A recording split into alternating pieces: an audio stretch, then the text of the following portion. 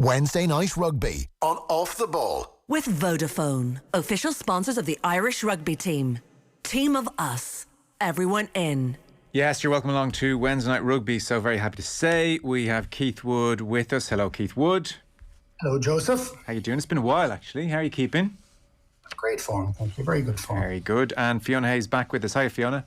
Hi, Joe. How are you? Very good. I'm sure you know Mr. Wood down the years, unfortunately or fortunately. We're having a good chat here. You interrupted us. We were really digging deep. You missed some gems, as he said. Yeah, we're laughing away here. It was just you kept us hanging on there for a while, Joe. Yeah. My apologies. Well, we're good to go now. There is plenty going on. So Andy Farrell has named his squad for the November Internationals. The IRFU Communications Department has been busy this afternoon when it comes to various reports into and reviews of the women's game. And then, of course, the United Rugby Championship continues, round 5 incoming, not least at the Aviva on Saturday for Connacht against Ulster. We might start with the Irish squad. 22 matches until the World Cup for Andy Farrell, and 4 of them come up next month. USA 30th of October, Japan on the 6th. The All Blacks are in town 13th of November, and then Argentina on the 21st. So 38-man squad. Some of the headline news: Simon Zebo returns to the Irish fold after his French exodus, his banishment for the first time since June 2017. That was the last time he was in a green shirt. So Simon Zebo returns. We have 2 uncapped inclusions in Kieran Frawley and Dan Sheehan, both of Leinster, obviously. The out-halves we were all curious about. It's Harry Byrne who gets the nod. So Harry Byrne alongside Joey Carberry and Johnny Sexton. And then the word on Robbie Henshaw is that he'll continue his rehabilitation programme, so he's not in the squad. And then of those players who played in the summer series, 6 of them who won their first caps in the summer series have been included. So Robert Ballacoon is in, Harry Byrne I mentioned, Gavin Coombs is in, James Hume in, Tom O'Toole and Nick Timoney. And then I suppose it's a departure from the previous regime. We get told these things now. Thomas Ahern and Jamie Osborne not in the squad as such, but they will train as part of their development during the window. So that is the 38-man squad. Keith, initial reactions, what jumps out? First thing that jumps out is the transparency. So there is an awful lot of additional information that we haven't been used to getting. So that is very good to get and see, because I always think in a vacuum, people make up their own ideas of what's happening or not happening, and that's where conspiracies kind of go. Look, I think everybody will start to talk about the guys that are missing at 10, and all the conversation that was last week was like a showdown between Jack Carty and Joey Carberry.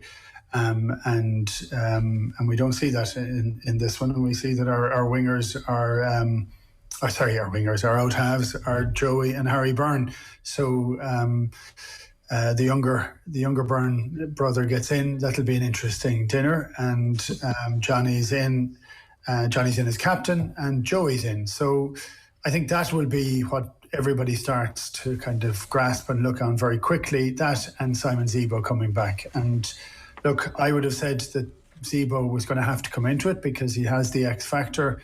Yes, he's pushing on, and we often want to look for change, but he also has a huge level of versatility about him. He also has the capacity to play at fullback or on the wing. And if we're being honest, fullback has been a slightly awkward position for Ireland for the last period of time. We've tried a few people out in there, and none of them have quite ticked all the boxes. So, look, I think it's one of the reasons for him to come back and play for Munster is to go and play for Ireland again. So I'd say he's pretty thrilled. That's interesting. I thought we were all pretty much on board with the fact that Hugo Keenan had come in and seamlessly made that number 15 jersey his own, no? I love Hugo Keenan. I love watching the way he plays. I love the fact that he has been very, very secure. But I would have said we tried Larmour and Jacob Stockdale there for a period of time, and we are only ever one injury away, as people keep saying, as I keep saying. And so I'm very happy to have Zebo back in the squad, to know that we have a different threat that goes there. He's incredibly good under the high ball. And I think he offers a huge sense of security in the fact that if Hugo Keenan, who is the man in the jersey, if he has an injury, that we're not going to be grasping at somebody who hasn't or doesn't play there all the time. So that's, for me, it's a security thing. It gives us a far greater strength and depth. Well, just looking at, say, the back three options, Fiona, just flicking through the 18 backs in the squad. So Robert Balakoon is in, and I think people are very excited about what he can bring to the party. Although he did, against Glasgow, miss a tackle very badly when opposing players just running straight at him. It's the kind of thing you suspect might stick in a head coach's mind. But Balakoon is in for obvious reasons and the gifts he has. Andrew Conway is back in. Keith Earls, who we'll get on to later on in the chat, is in. Hugo Keenan, Jordan Larmour, James Lowe and Simon Zebo. So give me your back three there. Is Simon Zebo going to be a starter for Ireland, do we think, against, say, the New Zealand game, which is maybe the one that we're building towards? There's plenty of options. Yeah, there's definitely a lot of options there. I mean, as Keith said, I think you have Keenan has nailed in that starting 15 jersey, so it's kind of what you're looking for on the wing. You spoke about Balakoon. He offers excitement similar to Zebo, but I suppose when you're looking at Zebo with his caps, you're probably looking at him at being a bit safer in a big game like that.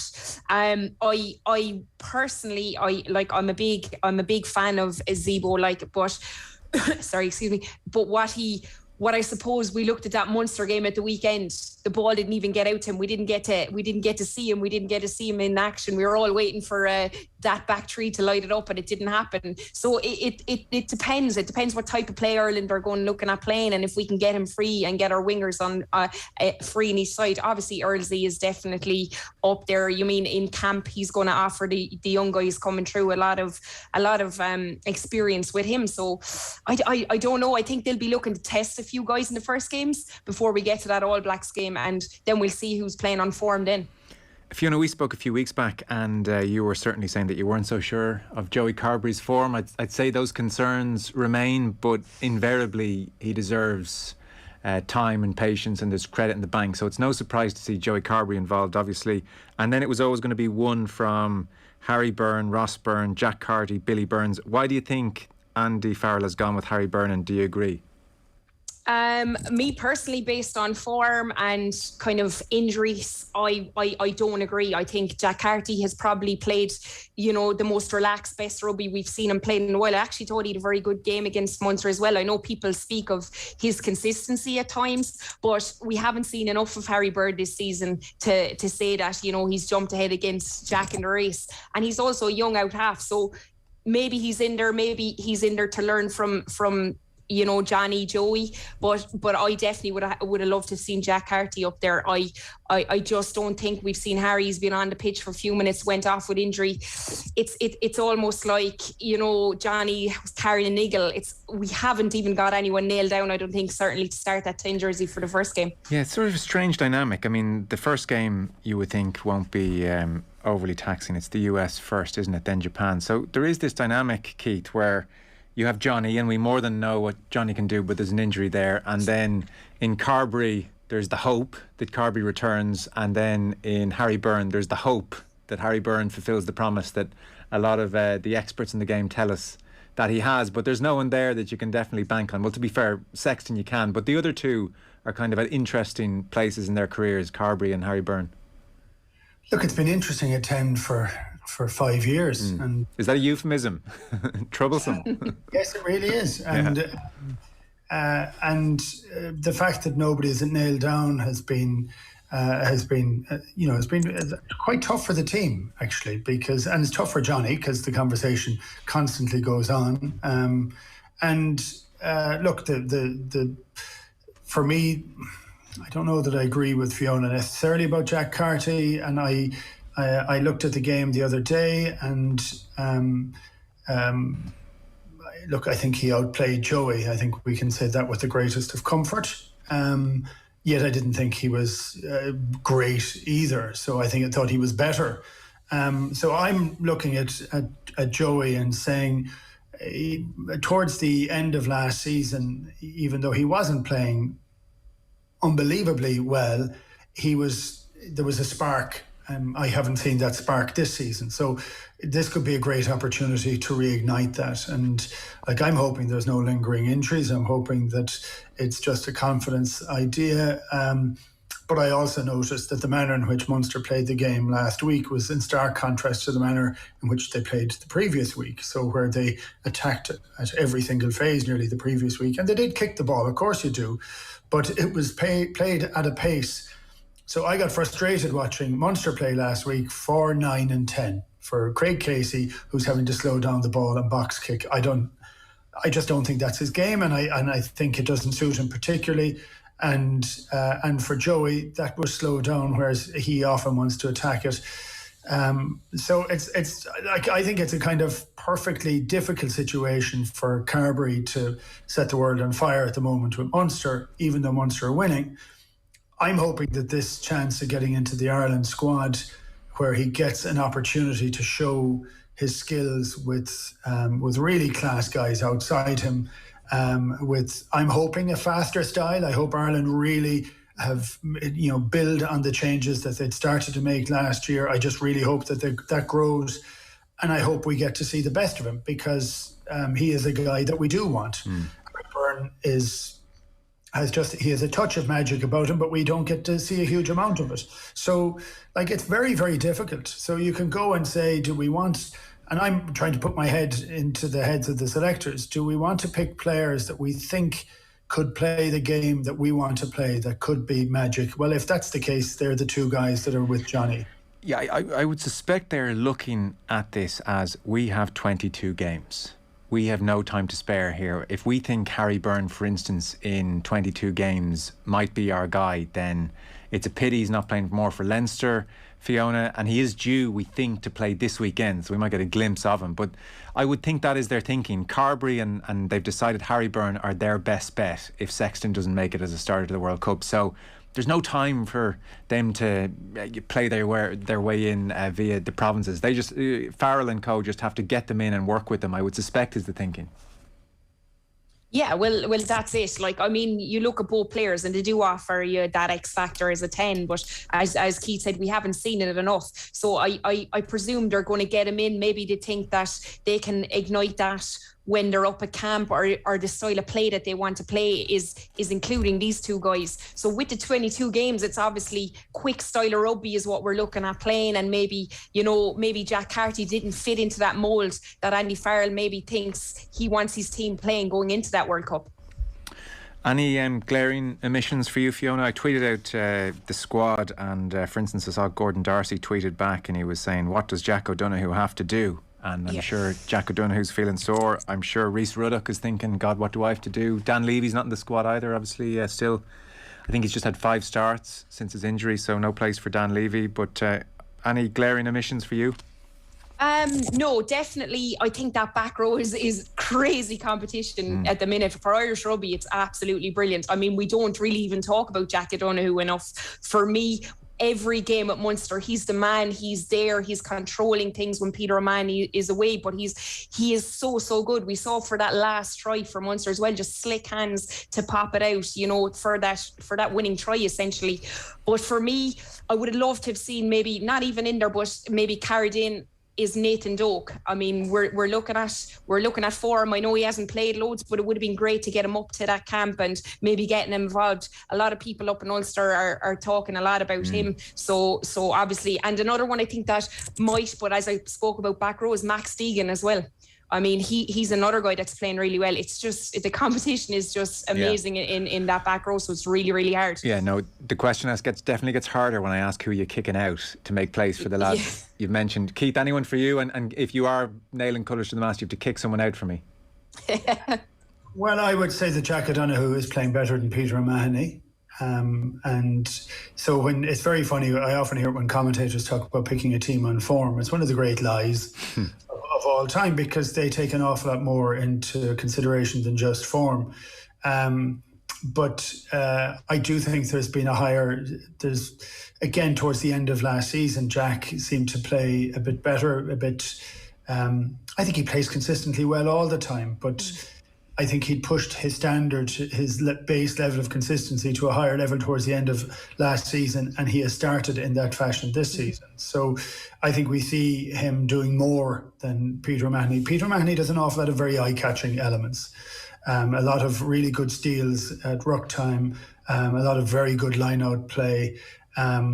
But I think Jack is doing an awful lot more. So I'm not saying you drop Peter out of it, but I think you'll see a lot of these guys are under pressure, because when we start talking about Johnny Sexton, as we invariably do, being old, we also talk about the other guys that are there that are over 30 and what they have to do to absolutely guarantee their position on the team is to be very effective all the time. So they can't really afford to have bad days anymore. I love the idea, 22 matches to go. What do you do?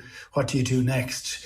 Do you start making changes on the hope that you're there, that you end up with enough of players that are sharp enough by the time you get to World Cup time to deliver and have enough experience to deliver? Are you trying to hold on to guys to get the last ounce out of them? Well, we've done the latter on the last couple of World Cups, and it hasn't gone as well for us now. World Cups always seem to be our kind of stumbling block. But look, it may be the time to give youth the chance. Absolutely. Well, it starts 30th of October is the USA game, Japan on the 6th, and as I mentioned, New Zealand 13th of November, and they'll conclude 21st of November with Argentina. Now, Keith, curious for your thoughts on all this. So the IRFU press office busy today. I don't know, is it a coincidence they bring this out today, the same day as the squad being named, because you wanted to go under the radar, or was this just the day it was always due to come out? And who knows, it doesn't really matter ultimately. So they've announced an independent review into effectively what went wrong with the women's team failing to qualify for the World Cup. So just to bring people a sense of what the statement said, the IRFU has appointed Amanda Bennett. She's a former Welsh international. She's a founder of Fair Play. And so she's going to come in as an independent consultant, and she will conduct an independent review into the, what they say, preparation, participation and performance of the Irish women's 15s during the recent World Cup qualifying campaign. She'll be joined by Kevin Bowring and Helen Phillips on the review panel. Just looking into Amanda Bennett, so as I mentioned, Welsh Rugby International. She was the UK Sport Head of Governance for a time. She was Chair of European Women in Sport, founder member of Saracens Women's Rugby. So that committee will report back in 8 or 9 weeks or so. Now, there's no word as to whether or not the report will be public in any way, but they'll report back in 8 or 9 weeks. And then they go on to say that'll feed into a wider review. The wider review is looking at all aspects of the women's game, and that's going to be chaired by John Robinson, who's Senior Vice President of the IRFU. Philip Brown will be on the committee as well. Fiona Steed will be there, Sue Carty, and Amanda Bennett will again be involved in that. And that's to look at the women's game on the whole. So the domestic game and how it aligns with the high performance end of things, a review of player pathways, etc. And that report will be due out in early 2022. Again, no word if any of that is public. Thoughts on all this, Keith? Well, the women game often gets the short straw, but I think in this instance, it's getting it's getting it first. It's the right thing for rugby first. This is what should have happened to the men's game after the last World Cup and didn't. And I think they're ahead of all the issues in this. And again, I love that sense of transparency. This is an integral review that should happen after any World Cup success or failure, or any campaign success or failure, and it should be absolutely built into the DNA of what rugby is on this island. We want to get better all the time. We want to highlight the things that have gone badly and make certain we can sort them out in the future, and absolutely highlight the things that have gone well so we can repeat it again. I think it's actually great. I don't consider it bad news, and I don't think they're trying to sneak it out on a day when there's a squad announced that it won't go under or unnoticed. It's a hell of a coincidence, though, I would say. Well, I just think it's great. It's out there. Sure. And would you advocate this report being made public, or is that tricky territory? 100%. No, that's the reason. I mean, everybody's a stakeholder in this. Every fan that pays to go in through the turnstiles, they don't need to see the inner workings of every different element of every union or every club, but they do need to see some of the issues that have happened because they're funding it for the most part. And it's actually, if I bring it back to 2007 failure of New Zealand in the World Cup, they did an unbelievable review, car skating review on what they had done wrong and badly for that World Cup, made it common knowledge, went out there, and they made all the changes afterwards. And they said they weren't hitting the mark where they wanted to on a whole variety of different elements. And they redid their whole structure to try and tidy it up so that they could peak at World Cups and try and make certain that they got the players to the place that they needed them to be. So I think that's something that's brilliant. It's actually something the men's game needs to do as well. Yeah. I mean, from memory, the men's game did do it after the World Cup, didn't they? And it was talk of the mental fragility almost, that the pressure got to them was one of the findings, and I think a failure to adapt the game plan. So there was a report after that World Cup in 19, all right. I just don't know how thorough it was or how detailed it was ultimately. I think Enda McNulty fell on his sword afterwards, for instance. Yeah, look, I love the fact that this is an independent review. Yeah. This is the key component to it.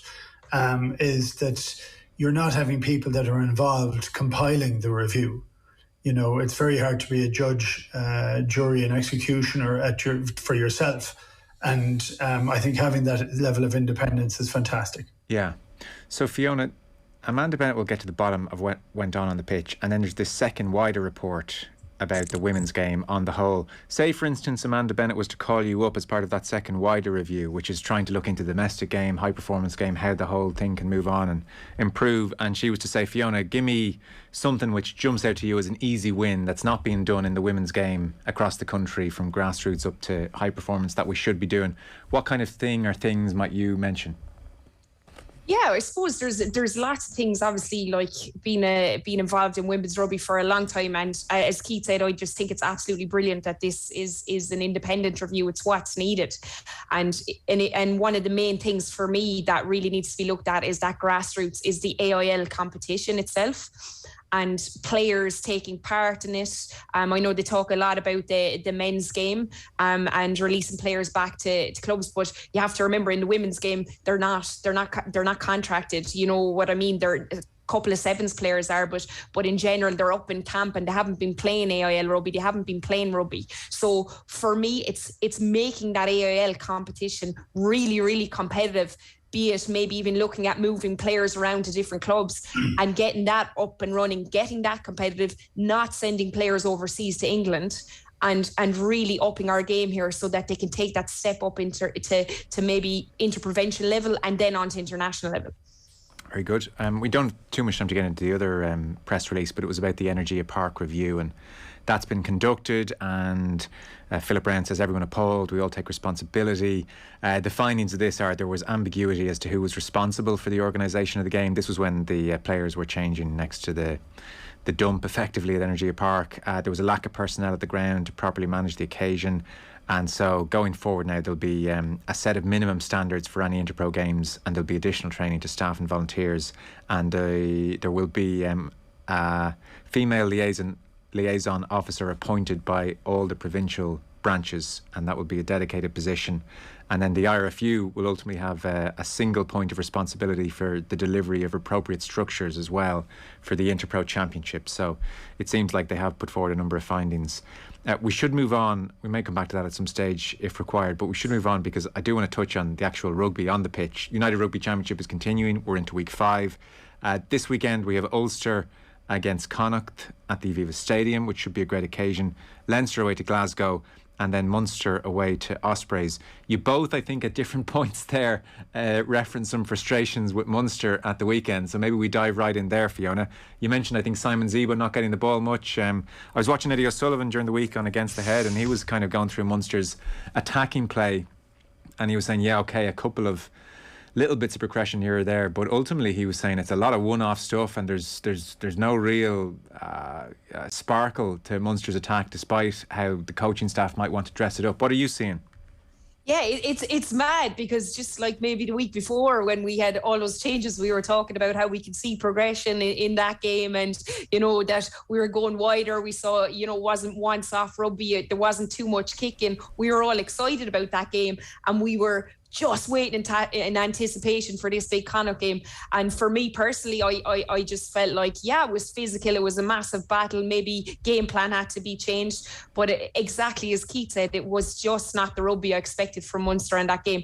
Big performance physically from them at times, but just in attack, we were just dead. We were flat. We spoke about Zebo, how exciting he is. I think he touched the ball maybe twice in the whole game. I was actually in Thomond Park in a stand watching it in the rain, thinking, oh my God, this is horrible rugby.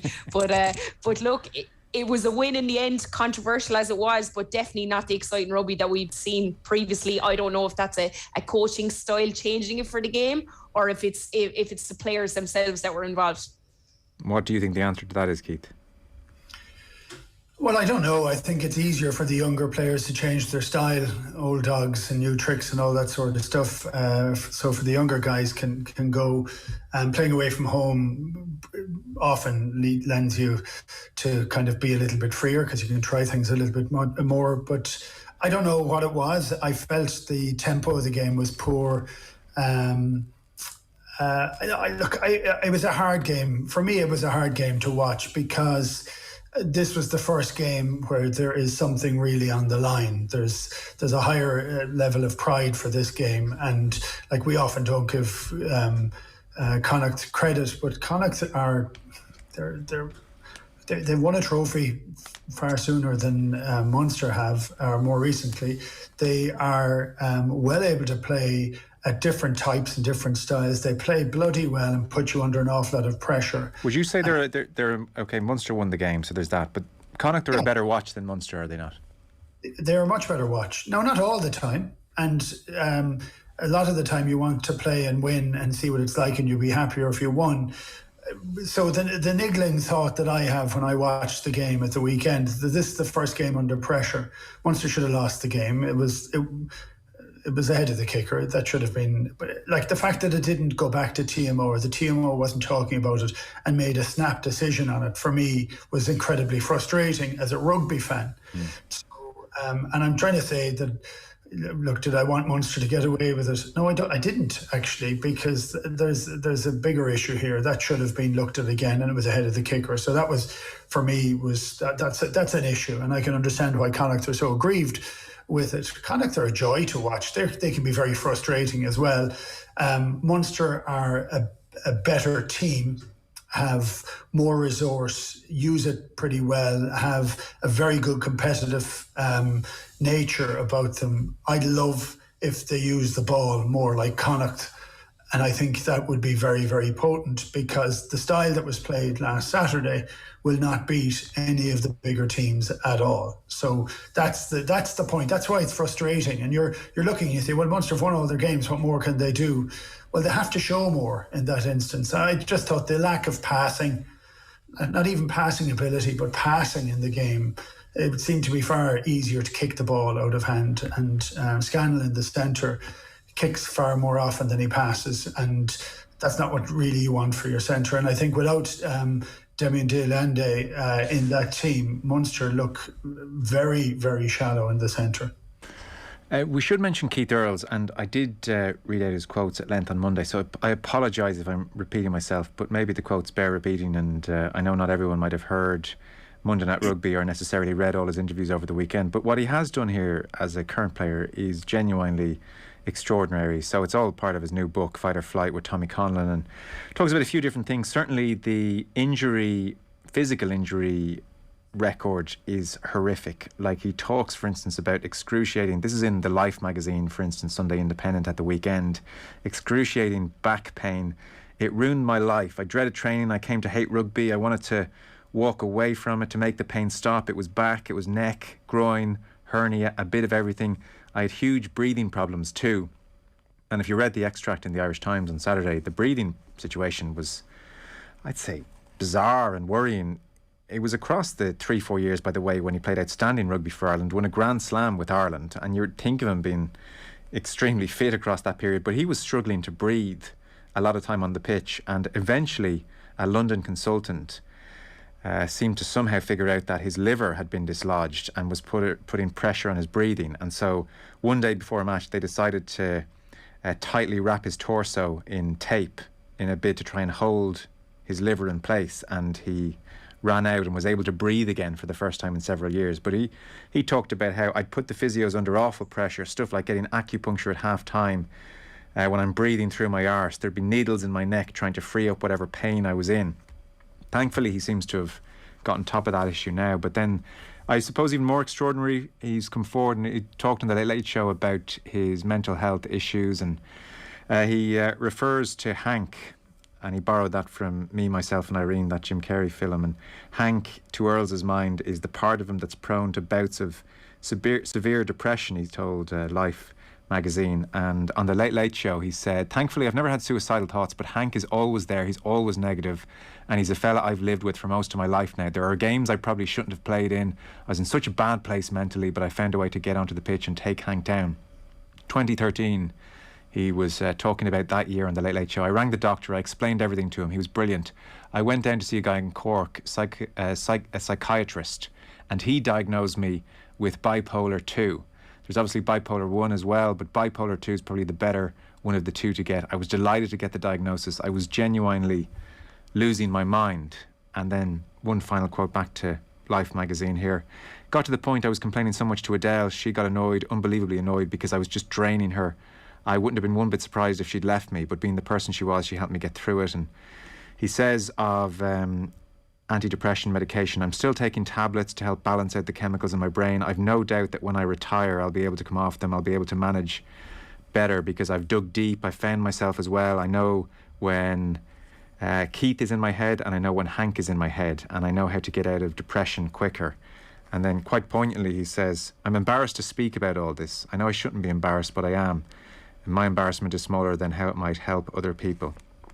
Now, Keith, that is genuinely extraordinary from a fella who's been a credit to himself and Ireland down the years. I think he's kind of gone from beloved status in Irish rugby to revered at this point. I think so. Can you imagine how hard it was to do that? And sometimes you want to put your record straight, and the cynics out there will say, well, it's part of him selling a book. The amount of money you get for selling a book isn't a huge amount. It's not that idea. I think it is about putting his emotions on the line that he's had for a career in sport. I think it's an extraordinary display of courage on his part to do it. It's also a huge recognition that sport is often a mirror of what happens in everyday life. So depression is part and parcel of the whole of society, and it's often kind of pushed under the carpet a little and not discussed too much, and it was rarely ever discussed when we were growing up. It just wasn't part of of upbringing really back in the 70s and 80s. To have a sportsman still playing and being able to do that shows fantastic courage. And I don't know. I've always had a thing about Keith. He went to my school. He grew up in Moyross. He has been an incredible flag carrier for the sport, for his city, for his school, and now he is for mental health issues. I think it's a pretty extraordinary thing for a young man to be able to do, and it's and he still wants to see more of himself on a rugby field. So the idea that he's that done prior to the end of his career is pretty magic as well. Yeah, incredible resilience for the last 10, 15 years on his part, Fiona. Yeah, absolutely. I mean, he's just amazing character. Like I live over the road from him, and he literally, like, he's not a man who's always talking, or full of conversation, So for him to come out and actually say that on television was just absolutely brilliant. I think Johan van Grant spoke about it, that he could save people's lives, and I really, really do believe that. He's an absolute inspiration, and it wasn't easy for him to do that. And he spoke about his past, and he laid everything bare. And the thing about it is, kids look at him on the pitch, and we look at him and all you think, he's a great life, or Instagram, or whatever way you want to look at it. People don't understand the hardship that's behind it. And I think for other people now to see that someone at that top elite level can go through something like that and still survive. And he talks about how he fixed it. He still deals with it, but he was able to name it and try and move on. I think that was the inspiration. Yeah, well said. Agree totally. Amazing Keith Earls this week. So we are out of time. My thanks to you both. Our rugby coverage was with thanks to Vodafone, sponsors of the Irish Rugby team of us, everyone in. Fiona Hayes, thank you. Great to have you on, Fiona. No worries, Joe. Sound out. Cheers. Keith Wood, talk to you soon. Cheers. Cheers, Joe. Bye. Bye. Wednesday Night Rugby on Off the Ball. With Vodafone, official sponsors of the Irish Rugby team. Team of us, everyone in.